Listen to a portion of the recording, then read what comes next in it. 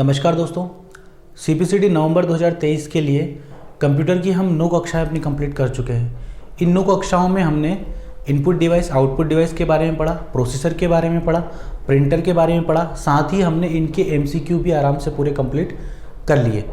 फिर हमने चुना लैंग्वेज को, क्योंकि बहुत ज़्यादा क्या है, ईजी टॉपिक है और इस टॉपिक को हमने 2 पार्टों में डिवाइड करने का निर्णय लिया था। तो पहला जो पार्ट था जो हमारा कल आया था, उसमें मैंने आपको पूरी लो लेवल लैंग्वेज के बारे में बता दिया था, जो कि होती है मशीनी और असेंबली लैंग्वेज। ठीक है, उसमें फिर मैंने आपको 5 हाई लेवल लैंग्वेज भी पढ़ाई थी। बाकी मैंने आपसे कहा था कि जो बची हुई 5 हाई लेवल लैंग्वेज हैं, 5 या 6, वो हम अगले लेक्चर में कंप्लीट करेंगे। तो आज जो बची हुई हाई लेवल लैंग्वेज है वो हम कंप्लीट कर लेते हैं। ये जो लैंग्वेज है बच गई हैं, ये उतनी ही IMP है जितनी कि हमने कल जो हाई लेवल लैंग्वेज पढ़ी थी, क्योंकि क्वेश्चन जो है वो कहीं से भी आ सकता है। तो देखिए, बात कर लेते हैं कि हमारी कौन कौन सी हाई लेवल लैंग्वेजें बच गई हैं। पहले नंबर पे मैं लिख लूँगा C, कोष्टक में हिंदी में भी अगर लिखें तो C। सेकंड हमारी हो जाएगी C++, हिंदी में भी लिखें तो C++। थर्ड जो हमारी हो जाएगी वो हो जाएगी हमारी कोमल। फोर्थ जो है वो हमारी हो जाएगी जावा, लोगो तो हमने कल कर लिया, जावा। फिफ्थ जो है हमारी वो हो जाएगी प्रोलॉग, क्या हो जाएगी, प्रोलॉग। ठीक है, तो ये 5 हाई लेवल लैंग्वेज हैं जिनके बारे में हम आज पढ़ने जा रहे हैं। इन हाई लेवल लैंग्वेज के बारे में मतलब इनको क्यों बनाया गया, इनको कब बनाया गया और किसके द्वारा बनाया गया, साथ ही इन लैंग्वेज में कहाँ से कौन सा क्वेश्चन आ सकता है, इन सारी चीज़ों के ऊपर आज हम चर्चा करने वाले हैं। तो सही है, चलिए सबसे पहले मैं इनको लिख देता हूँ, है ना, थोड़ा इसके डिटेल में मैं आपको लिख देता हूँ, फिर उनको मैं टॉपिक वाइज आपको पढ़ के यहाँ पे बता दूंगा। ठीक है।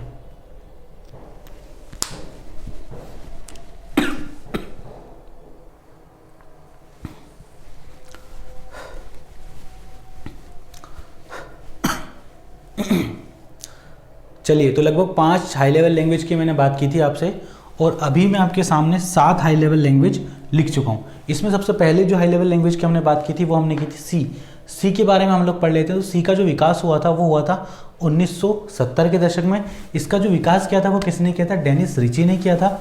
सी जो लैंग्वेज है ये एक तरह की सामान्य उद्देश्य भाषा, सामान्य उद्देश्य प्रोग्रामिंग लैंग्वेज है।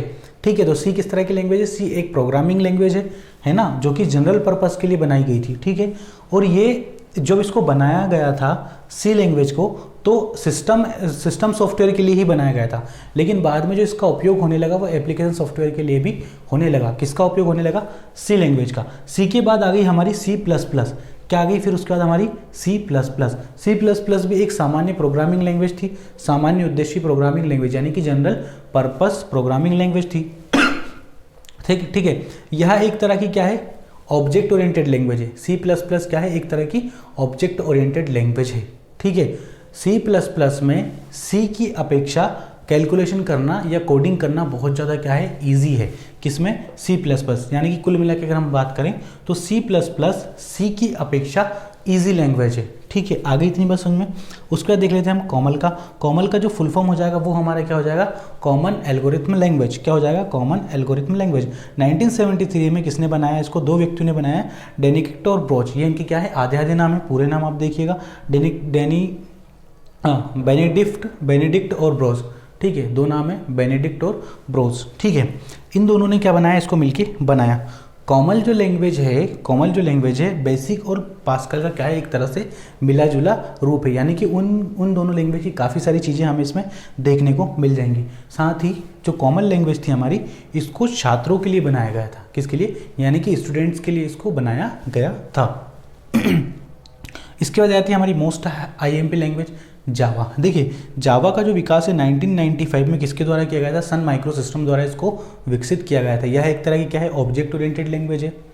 जावा से बहुत ज़्यादा क्वेश्चन आते हैं। जावा का जो सबसे ज़्यादा यूज़ है वो आज की तारीख में इंटरनेट में किया जाता है, साथ ही WWW यानी कि वर्ल्ड वाइड वेब में भी किया जाता है। मैंने आपको यहाँ पर लिख भी दिया है। ठीक है, उसके बाद आ गई हमारी प्रोलॉग। प्रोलॉग क्या है कि प्रोलॉग लैंग्वेज में आप बहुत सारे डाटा को क्या कर सकते हो, स्टोर कर सकते हो। ठीक है, प्रोलॉग के माध्यम से आप अगर चाहें तो तार्किक और भावनात्मक प्रोग्रामिंग भी विकसित कर सकते हैं। यानी कि अभी तक जो हुई है भावनात्मक प्रोग्रामिंग नहीं हो पाएगी, कंप्यूटर हमारे भाव को समझे, ऐसा कंप्यूटर अभी नहीं कर पा रहा, पर प्रोलॉग के माध्यम से वो सारी चीज़ें हमारी हो सकती हैं। ठीक है, प्रोलॉग का फुल फॉर्म आप लोग लिखिएगा। साथ ही इसके द्वारा देखिए 2 तरह के सिस्टम हमारे बनाए जा सकते हैं, इंटेलिजेंट सिस्टम भी बनाए जा सकते हैं, साथ ही एक्सपर्ट सिस्टम भी बनाए जा सकते हैं। किसके माध्यम से? प्रोलॉग के माध्यम से। फिर आ जाइए आप काय पे, इधर से देख लेते हैं। फिर मैंने ये 2 एडवांस लिखी हैं एक्स्ट्रा में। तो ये लैंग्वेज जो होगी हमारी क्या होगी? RPG language. आरपीजी का जो फुल फॉर्म होगा वो हमारा क्या हो जाएगा? Report program generator. क्या हो जाएगा? Report program generator. किसके द्वारा इसको विकसित किया गया था? तो आरपीजी जो लैंग्वेज है इसको विकसित किया गया था आईबीएम कंपनी के द्वारा विकसित किया गया था। साथ ही इसको किस कार्य के लिए बनाया गया था? तो इसको देखिए व्यावसायिक कार्य के लिए बनाया गया था, यानी कि कमर्शियल लैंग्वेज है। उसके बाद आएगी हमारी सी शार्प। देखिए अगर क्वेश्चन आएगा कौन सी भाषा है जिसको सी हैशटैग के नाम से भी जाना जाता है, तो वहाँ आपको आंसर में क्या लिखना है? C sharp. सी शार्प जो लैंग्वेज है इसको सी हैशटैग के नाम से भी जाना जाता है। किसने बनाया इसको? तो इसको बनाया है माइक्रोसॉफ्ट ने। किसने बनाया है? माइक्रोसॉफ्ट द्वारा इसको विकसित किया गया है। आरपीजी जो लैंग्वेज होती है रिपोर्ट खुद बना के देती है, क्योंकि इसके नाम में देखिए क्या है? रिपोर्ट प्रोग्राम जनरेटर है ना, तो ये रिपोर्ट बना के अपनी खुद देती है। माइक्रोसॉफ्ट द्वारा सी शार्प को विकसित किया गया है। तो ये एक तरह की क्या है? ऑब्जेक्ट ओरिएंटेड लैंग्वेज है ना, ऑब्जेक्ट ओरिएंटेड लैंग्वेज है। साथ ही ये बहुकार्यात्मक है, यानी ये मल्टीपर्पस लैंग्वेज है। ठीक है, आप इसको बहुउद्देशीय लैंग्वेज भी कह सकते हैं। किसको? सी शार्प लैंग्वेज को। तो 7 लैंग्वेज हमारी ये होगी, 5 हमने कल पढ़ ली थी, यानी कि लगभग हमने 12 हाई लेवल लैंग्वेज अपनी कंप्लीट कर ली हैं। आशा करता हूँ 12 की 12 हाई लेवल लैंग्वेज को आपने बहुत अच्छे तरीके से नोट कर लिया होगा। अगर आप नोट डाउन नहीं कर रहे हैं तो आपके पास एग्ज़ाम टाइम में पढ़ने के लिए कुछ भी नहीं होगा।